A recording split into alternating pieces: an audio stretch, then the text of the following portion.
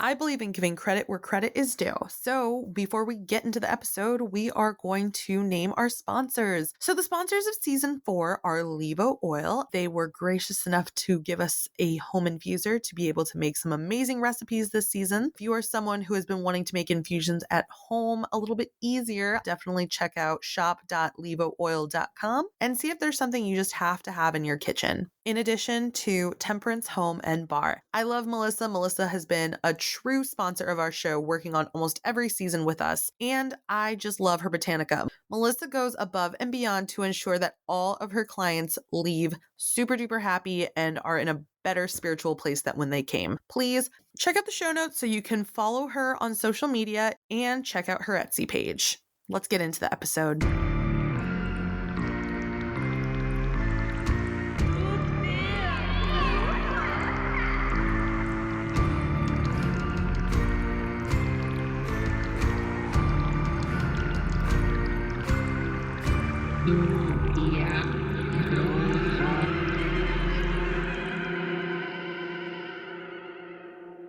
Hi everyone, it's another episode of Tutia Bruja. I'm Bex.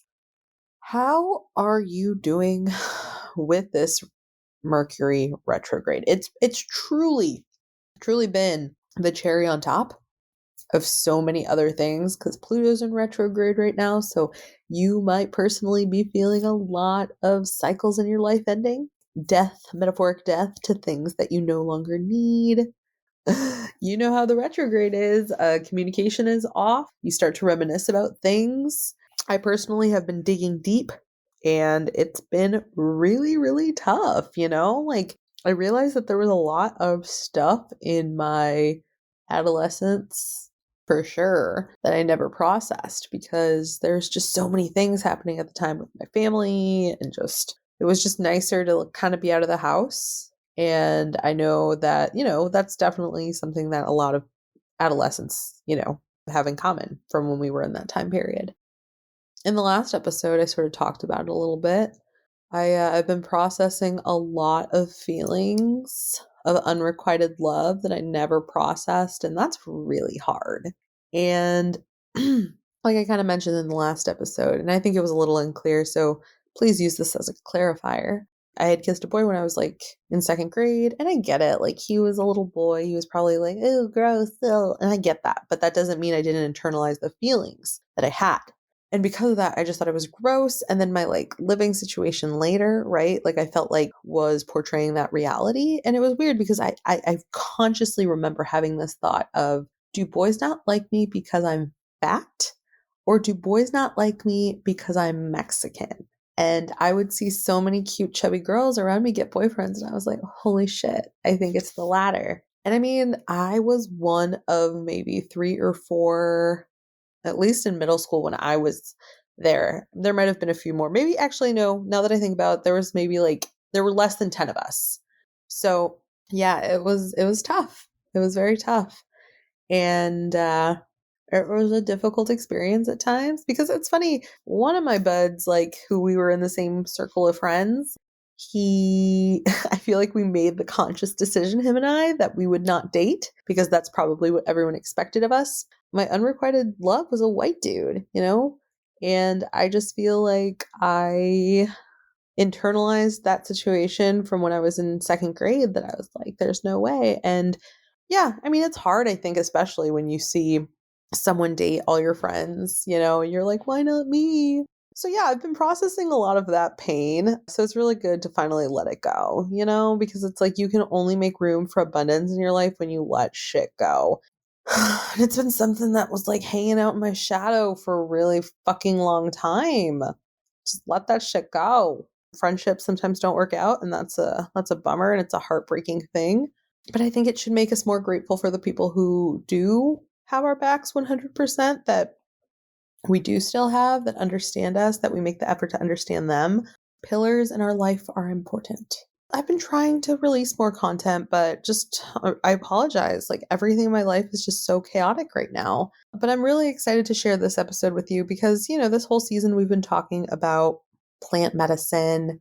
We've been talking about cannabis and all the amazing things that it does And honestly, so much of the shadow work that I've been doing, I would not have been able to emotionally have handled it had that emotional crutch to just that feminine energy that cannabis gives to really, really, really feel vulnerable. I have a hard time feeling vulnerable. I hate it. But I think that sometimes when we can be vulnerable and speak from spirit, it's when we're able to connect with people the most. So, one thing I don't know if you've come to realize this in your life journey, but for me, cannabis is the best hangover cure. 100%. If I want to feel like a human, I'm gonna smoke a little bit and then I'm gonna drink a ton of water, eat something, and then just ride it out and hope that I'm okay. My relationship with alcohol has been complicated and we're finally on decent terms. We hang out every once in a while, but I understand that for some people it can be a much more difficult demon, for lack of a better term. And in today's episode, I had the pleasure of chatting with Syrena Pendley, and she's a kung fu instructor. She's a tarot reader. She has a group called The Cussing Card Reader, and she also is on Instagram at the Hood Rat Hippie. This was such an amazing conversation because, she is sober from alcohol, and just her experience of how the plant really helped her and how everything in her life really lined up is so inspiring. So let's get into it. I love to say this jokingly. It's like the witches are coming, but at the same time, we are. We're connecting. We're finding each other. We're finding our purpose. We're all like waking up, and such is the age of Aquarius. So in my life journey, I met someone who's really doing their thing, kind of like healing from within and finding their purpose and living in it every day, as we all should be. So thank you for coming on the show, Syrena Pendley. Thank you. Thank you for having me. So one of the things that I love, because we're all kind of able to create the personality we want to be on the internet, but one of the different identities you go by is the Cussing Card Reader. So can you please expand on that? How did that come to be? What got you to that point in your spiritual journey? Well, I can't be passionate about things without cussing. So when I'm like expressing myself and I'm being passionate, and like a lot of my tarot work is about growth and personal growth and spiritual growth. And when I'm trying to get a message across, it's hard for me to not cuss when I'm passionate about the message that I'm getting across. And when I was creating my group, I thought that would be the perfect name to go by so that people knew that that was going to happen before they came into the group, that, my mouth is horrible sometimes. So as I was coming up with my group name, I decided to put it in my group name so that people were prepared for the way that I read. What got you into tarot reading? It's actually a very crazy story. I'm a traditional Mo Kimpo Kung Fu instructor. And I honestly thought that's what I was going to do for the rest of my life. I thought I was going to just become a master and teach until my body became broken and then just be an old lady at the Kung Fu desk. But one day I was at the studio and I wasn't teaching at the time. My junior instructors were teaching on the mat, and I was sitting at my desk going through YouTube, and I had a bunch of spiritual stuff on YouTube, but I had never seen a tarot reading on. And I somehow landed on this woman named Rosology who reads tarot on YouTube. And I became instantly mesmerized by the cards that she was using. I'm a recovering addict alcoholic. So when I became drawn to those cards, it was triggering for me, like, because I had to have them. I had to have them. Like the instant that I looked at them and the way that she was reading them for me, she just read me to filth. Like her whole reading was just amazing. And I was just obsessed with the cards. And I had to like sit back in my chair and wonder what was happening to me right then, because I had to have them. So I Googled tarot cards near me. And Google says, well, you have a metaphysical shop 6 seconds away from you. And I'm like, no way. So I look out my window at the studio that I've been working for forever, my whole adult life. And I didn't realize I was working across the street from a metaphysical shop. So I just leave the mat with my junior instructors and I walk across the street to the metaphysical shop. And I said, well, I guess I'm here to buy a tarot deck. Can you give me some information on how to read tarot or what I should do with this deck or what type of deck to get? And the lady behind the counter was like, oh my God, it's so strange that you're coming in here right now because we're just about to start a tarot teaching class. So they were just about to start a tarot lesson. I was like, this is fate. This is fate happening right now. So I sat there in that class. I'm supposed to be at work at this time, but I sat in the class, and I read for this lady, and she said that a lot of my predictions were correct. And then I just started reading for my friends after that. And I tell you, every time I would read for one of my friends, they would start crying, and it would just be like this deep connection that I would have with my friends. It just literally kind of spiritually fell into my lap, tarot did. That's the biggest sign of like, this is what you're meant to do. Yeah. Without a fucking neon sign straight up, Right. you know? It's beautiful when that happens, but also Yeah. like scary, you know? Yeah, it was very scary. It was very scary. Like I had to sit and take a deep breath and going, what is happening? Like, I don't know how to read tarot, but apparently I did. Does that make you feel like you're living in your purpose every day? It does, but it's still, it's still a struggle because, like I said, I am a recovering addict alcoholic. So I have to, make sure I live by that every day. I have to make sure that I'm being of service just so I can keep my mind right. But definitely that is a big part of me being in my purpose every day, being able to connect with people and touch people in that way through the tarot. No, that's amazing that you found it. What was your first deck? Do you remember? Yes, I do. Because I did not want to get the Rider-Waite. I was like, everybody has the Rider-Waite. I'm not going to get it. I'm going to be different. So I walked in there and I got the Affirmator deck. And it's this tarot deck, but it only uses animals. I got that deck, and then I got this Universal Goddess deck, Universal Goddess Tarot. And the Affirmator deck, the one with the animals, I connected with right away. I was able to read it instantly. But the Universal Goddess Tarot, that one was so challenging and so triggering. And the images are so confronting and so dark and shadowy. Like I was not prepared for that, like my first go around. So I took my black ass back to the store and went and got to the Rider-Waite and started from the beginning because it was just too much trying to jump ahead and trying to get into these deep, dark tarot decks. And just, I went too fast. So the first one was the Affirmators, and then I went back and got the Rider-Waite. That's the thing too, is that I think Rider-Waite is such an inviting deck. Like it is truly, the beginner's deck. And I also think it's important to remember because you sent over your information. There was this thing that was in there that like, this is not just white people shit. Yeah. That is so important to remember because especially people who have Black roots, Afro-Caribbean roots, like it's important to remember people were always there in the occult and different spiritual practices. And Pamela Coleman Smith, she's the one who illustrated it. And I think it's really connecting when you can have those moments. Right. Sometimes it's important to remember that like for so many different types of people, it really truly is like a good foundational step. Yeah. Like you said, and I'm really glad you've touched on that. Not every deck is for every person at that particular moment. Right. And I love how the decks are getting more diverse and more people are being able to connect with them. So they're taking the Rider-Waite and they're like making more people of color and they're changing the body types in there. So you can really find a deck that's Rider-Waite based, but you can connect with and find more people that look like yourself in it. I think that says that there's kind of just a revolution also in magic happening. There are people who are demanding representation and should have representation. Mm-hmm. Their ancestors played such a huge part. And until recently, like we're not seeing that, I love fucking Rachel True. And I think that she's just such a fascinating, and I think that I would even say like her acting range has been very different because she was like Rochelle in The Craft. And then she was also Mona in Half and Half. And I thought that was like a really amazing representation in these spaces of like rock music, punk rock music. Right, right. And I loved her portrayal of that. And it was just, it was very authentic. It's like, yeah, this would be a girl that I would see, at one of these shows. Like, this is a woman I would definitely be interacting with. And I loved that authenticity of that show. Yes.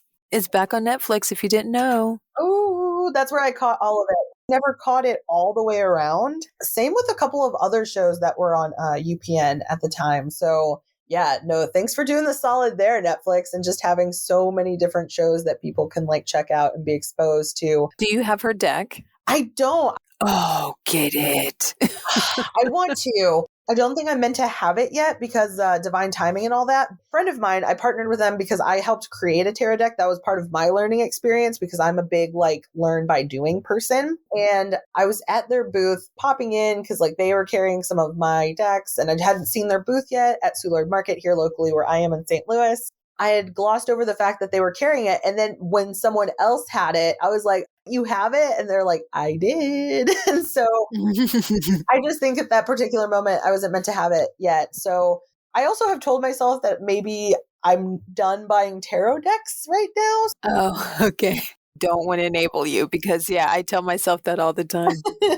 now. Oh, I love her deck. The deck and the book with it, and she just touched base on her life and just kind of connecting it with the images on the tarot. It's a great, great deck. It's a great deck. She actually did an interview. I don't know if you're familiar with Your Magic on Spotify, and it was really good because I loved her piece where she was talking about how as she's grown and as she's had life experience, she's been able to kind of grow with the cards, because I think what she specifically had stated is the high priestess. At one point she was like, oh, this is a whatever card, but now it's like, but you don't know everything about her. And I think that that's a really powerful statement, because it's true. It's true that sometimes when we're younger we don't identify with the value of the cards, but then sometimes in a reading as we're older we're like, okay, no, this is a good one, this is a good reading and Mhm. thing to like have to pull.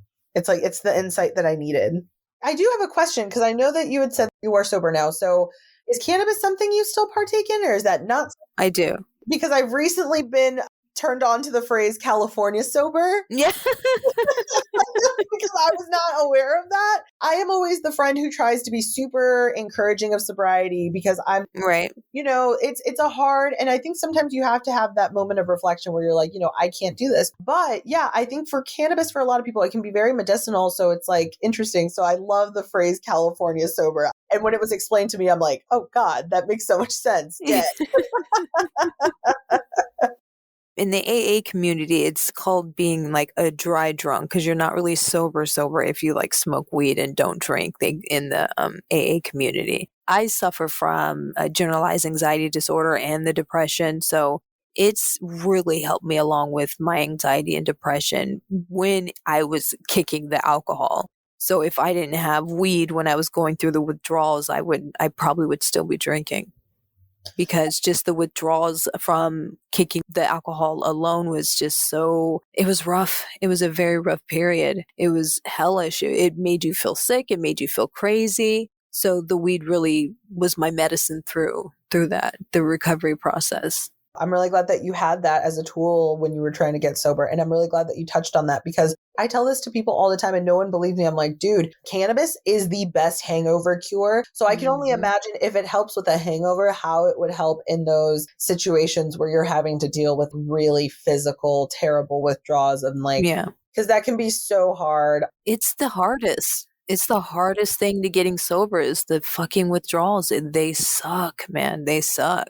If you can get through that, then I would say you can push through the rest. But without weed, I would not be able to do it. I wish that more people, because so many people are ignorant on the history of the plant. Like they don't realize that it's just a bunch of racist bullshit and why it's been demonized the way that it has. It really truly does help a lot of people. And as, we get to a point where it's legalized in more places, I think that more people will learn to understand, because I worked in a head shop for a little bit, and I thought that one of the best experiences I got to have is there was this older man who came in, and he was like in his mid to late 50s, finally retired, like was able to live the life he wanted to live. And he came in, he's like, listen, let me ask you something. I'm like, what's that? And he's like, I have a one hitter.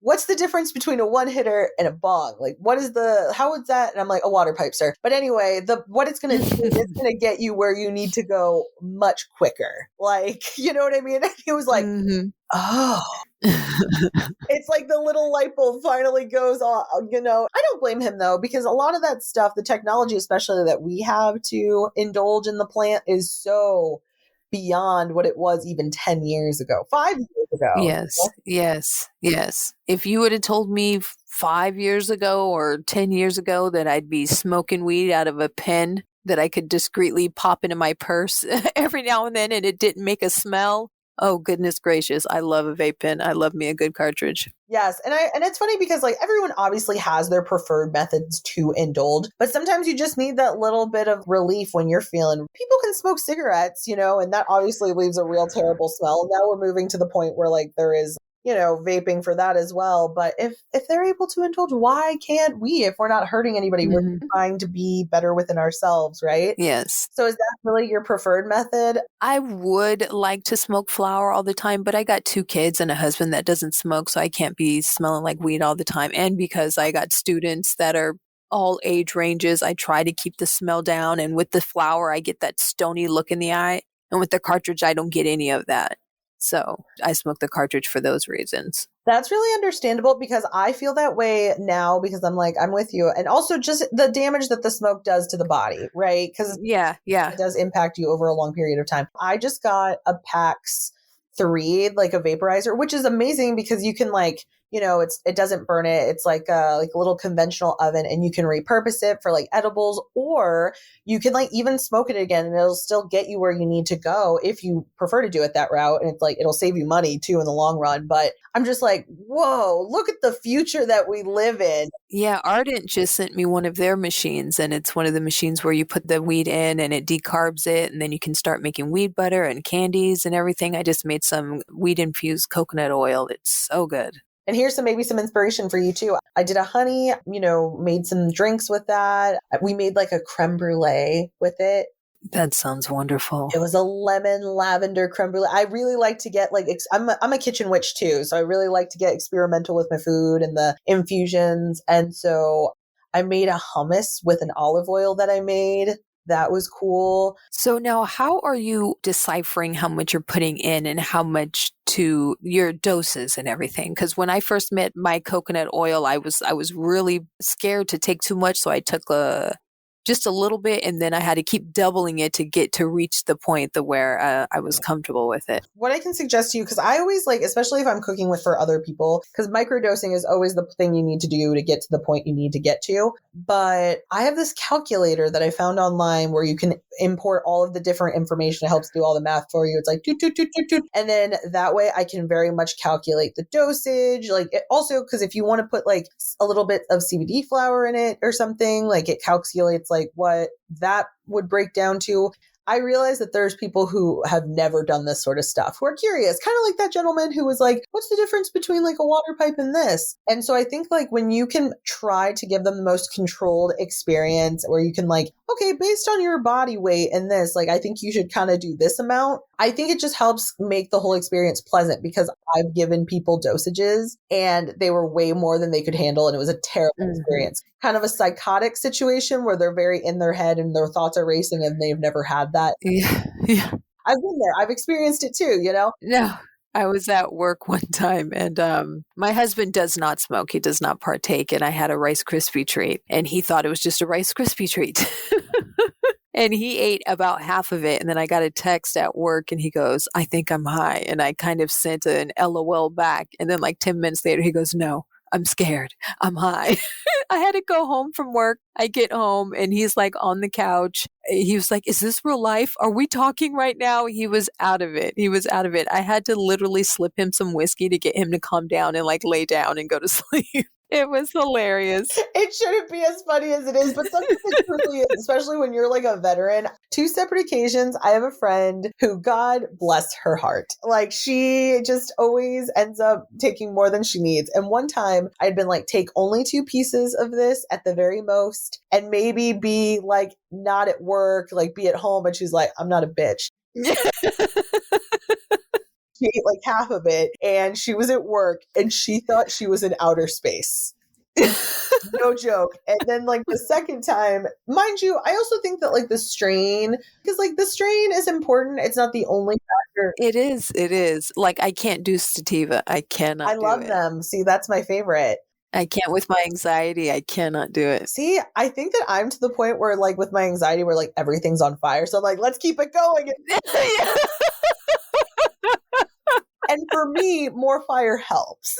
That's hilarious. Down to the ground, we realize there's a solution. And then it just slowly, it's we're in an alternate universe and it wiped everything out. It's cool, we figured it out. Yeah, I don't know why, but it works for me. But I do understand for some people it's really scary. someone close to me, we gave them an edible and they just could not handle it because we'd given them the first part and that part was fine. And I think it was too sativa dominant. And then we gave them the other half because we weren't sure of the dosage and the weight, if that was a factor. So we gave them just like another piece and it was too much. And they went from eating ice cream and being like, this is the best time ever. Like, I totally understand why people do it, to being very in their head. It's like, don't talk to me. Like, I can't deal with this right now. And like very short, like very like I can't even like think about talking to people because I'm so scared. And I'm like, oh shit. And so that's why it's important to, like I said, calculate the dosage and know, because if not, it's a disaster. I'll share that resource with you and hopefully it'll help. Thank you. Yeah. I'm hosting a retreat in August. It's called Witches, Weed, Wine, and Whatnots. And when we get to the location, we can't smoke joints and blunts and bongs inside of the location, but on the outside we can. So inside, I want to make sure that I have like brownies and candies and the oils and a whole array of different things. And so any different type of recipes would be appreciated. Ooh, yes. I will send you a couple of different things to try out and see how you can incorporate it in your everyday life. I'd love to do that. I do want to circle back though. You had mentioned that you were doing Kung Fu, and I know that you offer self-defense classes. Are you taking clients? Like, how do you do those kinds of sessions, for people who are interested in learning about that? So right now I haven't been doing private lessons since COVID hit. So a lot of the Kung Fu that's going on in my studio with my master and my instructors are online classes. I have a Facebook group called Bellevue Women Self-Defense, and I do step-by-step instructions on how to do defenses against basic self-defense techniques. So that's how I'm kind of connecting self-defense-wise with my clients, is through that group. I will have the link in the show notes for that, because right now I think it's very important for women and femme presenting people, really anybody, because you never know what situations you're going to be in just like existing, because apparently people get to just act out here and be like their worst selves. So it's important to just have knowledge and tips of how to potentially evade a situation and protect yourself. Wild out here. It truly is. Yeah, it is.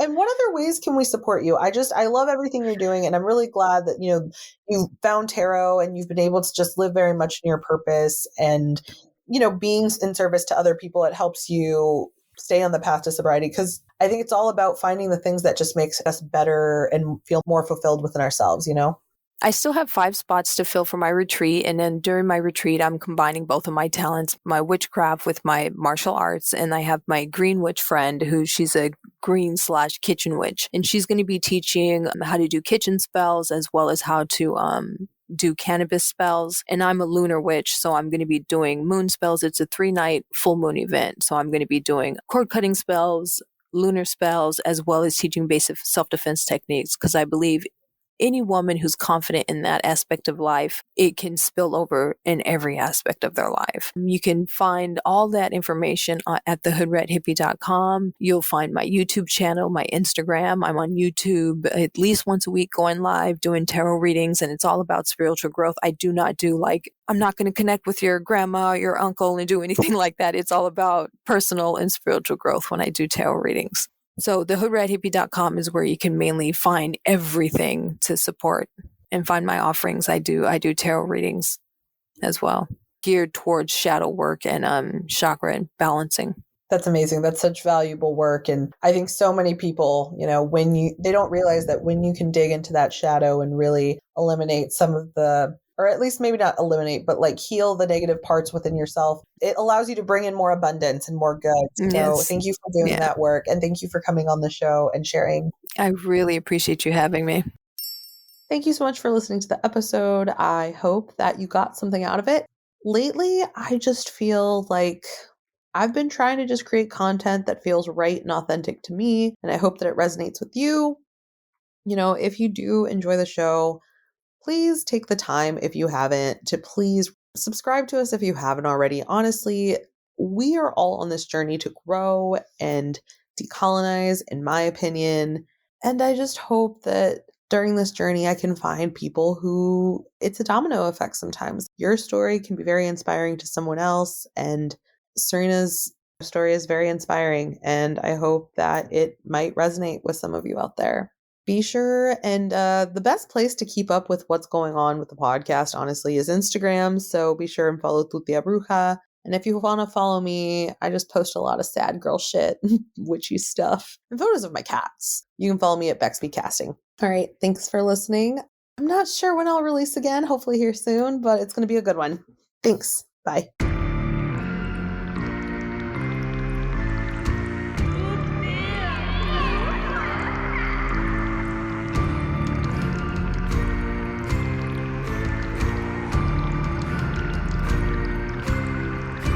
Mm-hmm.